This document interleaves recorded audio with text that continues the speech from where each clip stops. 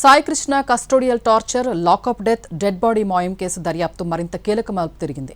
4వ రోజు కూడా సీఐ నాగరాజును సిట్ అధికారులు సుదీర్ఘంగా విచారణ జరిపారు. ఈసారి కేసులో ప్రైవేటు వ్యక్తుల పాత్ర, ముఖ్యంగా A4 నిందితుడు సురేష్తో ఉన్న సంబంధాలపై ప్రశ్నల వర్షం కురిపించినట్లు తెలుస్తోంది. అయితే సిట్ అడిగిన కీలక ప్రశ్నలకు కూడా సీఐ నాగరాజు మౌనం వీడలేదని సమాచారం. Saikrishna custodial torture, lockup death, dead body మాయం కేసులో సీఐ నాగరాజు సిట్ విచారణ 4వ రోజు కొనసాగింది.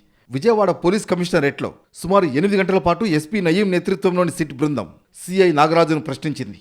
ఈసారి కేసులో ప్రైవేట్ వ్యక్తుల పాత్రపై ప్రధానంగా దృష్టి సారించిన సిట్ కేసులో A4 నిందితుడిగా ఉన్న ఆర్ఎంపీ డాక్టర్ సురేష్ పాత్రపై వరుస ప్రశ్నలు సంధించింది.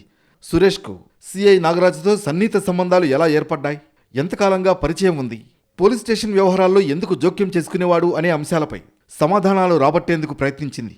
స్టేషన్కు చెందిన అంతర్గత వ్యవహారాల్లో ఒక ప్రైవేట్ వ్యక్తి ప్రమేయం ఎందుకు ఉండేదన్న కోణంలోనూ సిట్ విచారణ లోతుగా సాగుతోంది. అయితే ఈ ప్రశ్నలకు సీఐ నాగరాజు ఎలాంటి సమాధానం ఇవ్వకుండా మౌనం పాటించినట్లు సమాచారం. ఈ కేసులో అత్యంత కీలకమైన అంశాలపైన సిట్ సూటిగా ప్రశ్నించినట్లు తెలుస్తోంది.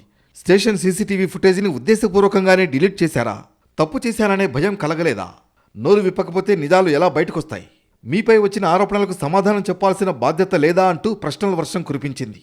ఘటన సమయంలో స్టేషన్ SHOగా ఉన్న మీరు ఏం జరిగిందో చెప్పాల్సిన బాధ్యత ఉందని, సాయికృష్ణను కస్టడీలో హింసించాల్సిన పరిస్థితులు ఎందుకు వచ్చాయి, పీటీ వారెంట్పై తీసుకొచ్చిన వ్యక్తిని న్యాయస్థానం ముందు ఎందుకు హాజరుపరచలేదు, జరిగిన వ్యవహారాన్ని ఉన్నతాధికారులకు ఎందుకు తెలియజేయలేదు, మొత్తం ఎపిసోడ్ను ఎందుకు గోప్యంగా ఉంచారు అంటూ సిట్ నిలదీసినట్లు సమాచారం.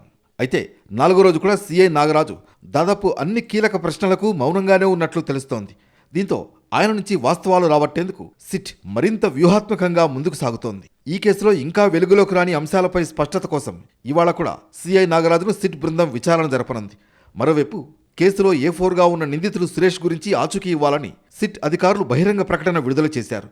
కేసు నమోదైన దగ్గర నుంచి సురేష్ పరారీలో ఉన్నాడని, అతనికి ఎవరూ ఆశ్రయం ఇవ్వవద్దని, అతని గురించి సమాచారం ఉంటే తెలియజేయాలని సిట్ ఓ ప్రకటనలో తెలిపింది. సురేష్ దొరికితే నాగరాజుతో కలిపి విచారించాలని సిట్ భావిస్తోంది.